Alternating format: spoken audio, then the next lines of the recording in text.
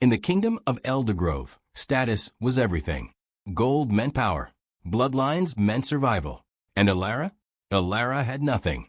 She was the orphan girl who worked in the castle kitchens, her fingers stained with ash, her dresses patched a dozen times over. She slept in a narrow room beside the scullery, and her only companions were the mice that scurried under the floorboards. The nobles mocked her. The servants pitied her. And the royals, well, they didn't even know her name. To them, she was simply the girl. Lady Cordelia, the duke's daughter, took particular pleasure in humiliating Elara. During a royal banquet, Cordelia accidentally spilled wine down Elara's apron in front of 100 guests.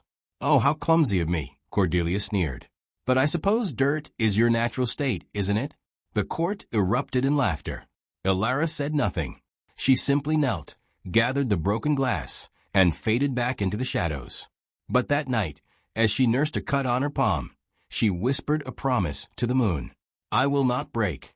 Prince Kale had been away for 3 years, fighting a war in the Northern Territories. When he returned, the kingdom expected a hardened warrior. They got one. His jaw was sharp, his eyes cold, and his heart locked away. He walked through the castle like a ghost, acknowledging no one. But on his second night home, unable to sleep, he wandered the empty corridors. He heard music. It was faint, coming from the kitchens. A voice, soft, pure, singing an old lullaby. Elara didn't hear him approach. She was scrubbing the ovens, humming the tune her mother used to sing. "That song," Kale said. Elara spun around, dropping her cloth. "Your Highness."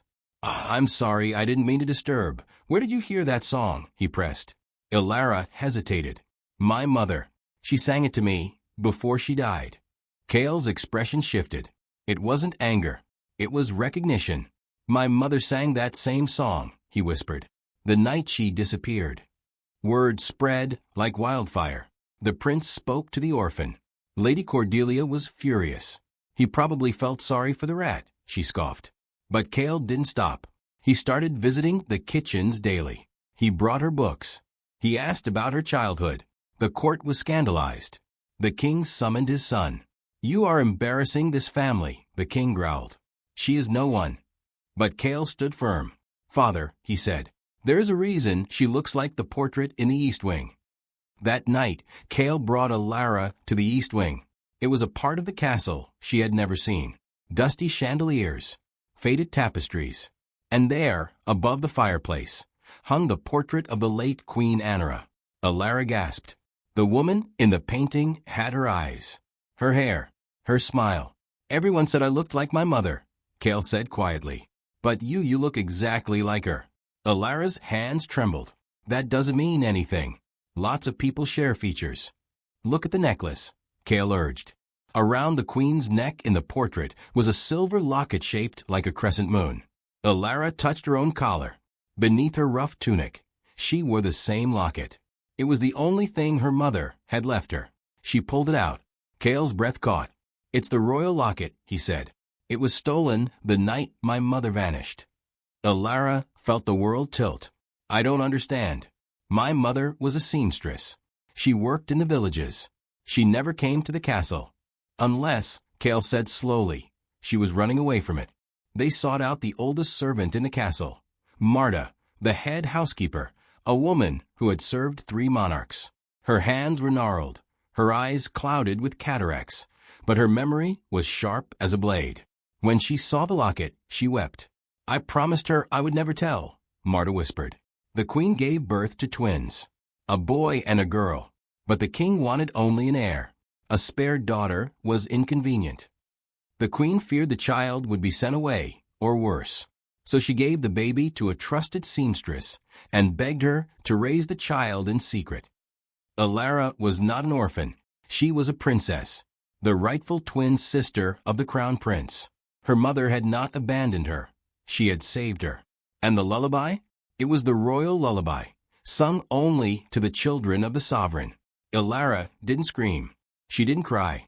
She simply sat in silence, processing 18 years of loneliness, of hunger, of being called worthless, all while royal blood ran through her veins. The next morning, Kale announced a formal address in the Grand Hall. The entire court assembled, buzzing with gossip. Lady Cordelia stood in the front row, smirking, assuming the prince was about to announce his engagement to a noble woman. Instead, the doors opened.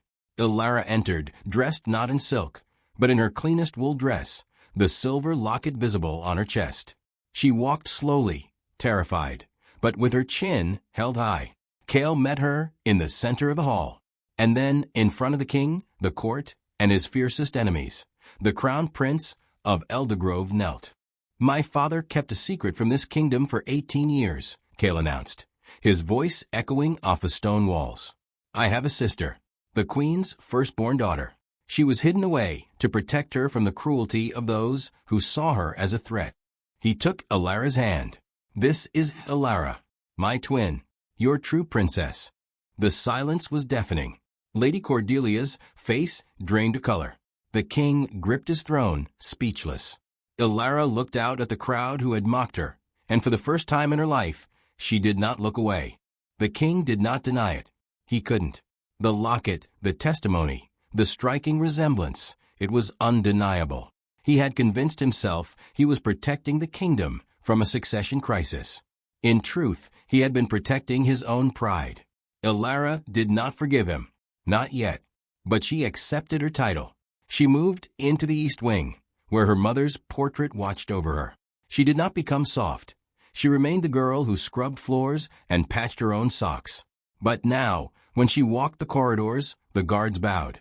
And when she passed Lady Cordelia in the garden, Elara simply smiled.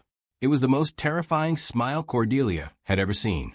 As for Prince Cale, he finally had someone to share the weight of the crown with. His sister, his equal, his family. In the end, the orphan who had nothing became the princess who had everything that mattered.